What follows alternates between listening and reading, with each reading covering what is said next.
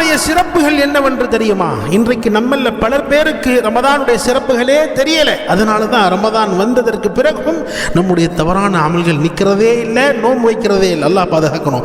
இந்த அழகான ஹதீஸை நீங்களும் கேட்டுக்கொள்ளுங்கள், உங்களுடைய நண்பர்களுக்கும் பகிர்ந்து விடுங்கள். ரசூல் ஸல்லல்லாஹு அலைஹி வஸல்லம் அவர்கள் சொல்கிறார்கள், இதா தகல ஷஹ்ரு ரமதான், ரமதானுடைய மாதம் வந்து விட்டால் ஃபுதிஹத் அப்வாபுஸ் ஸமா, வானத்தின் வாசல்கள் திறக்கப்படுகின்றன. வகுல்லிகத் அப்வாபு ஜஹன்னம், நரகத்தினுடைய வாசல்கள் அடைக்கப்படுகின்றன. வசுல்சிலத்தி ஷயாத்தீன், இதே போன்று ஷைத்தான்கள் விலங்கிடப்படுகின்றன என்பதாக நபிகள் நாயகம் ஸல்லல்லாஹு அலைஹி வஸல்லம் அவர்கள் சொன்னதாக ஹஜ்ரத் அபூ ஹுரைரா ரலியல்லாஹு தஆலா அன்ஹு அவர்கள் ரிவாயத் செய்கிறார்கள். இந்த ஹதீஸ் புகாரி என்ற நூலிலே பதிவாகிறது. அல்லாஹ்வுக்கு எவ்வளவு பெரிய சிறப்பு பாருங்க.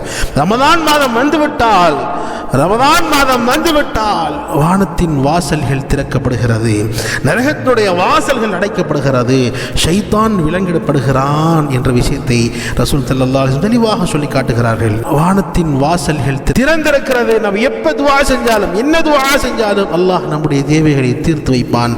இதே போன்று நரகத்திலிருந்து பாதுகாப்பு தேடக்கூடிய மாதமாக இந்த மாதம் இருக்கிறது. அதே போன்று ஷைத்தான்கள் விலங்கிடப்படுகின்றன. இந்த மாதத்தில் ஷைத்தான்களுடைய தூண்டுதல்கள் இருக்காது. நம்முடைய நஃப்ஸ், நம்முடைய உள்ளம் தான் நம்மை பாவங்களின் பால் கொண்டு செல்லும். எனவே அந்த உள்ளத்தை விட்டு அல்லாஹ்விடத்தில் பாதுகாப்பு தேடி இந்த ரமதான் அதிகமாக அமல்கள் செய்ய கடமைப்பட்டிருக்கிறோம். அல்லாஹ் ஜல்ல ஷானஹு நம் அனைவருக்கும் இந்த ரமதானை சரியாக பயன்படுத்தக்கூடிய பாக்கியத்தை தந்தருள்வானாக.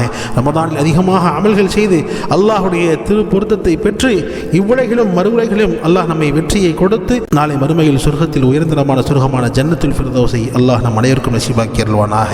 ஆமீன்.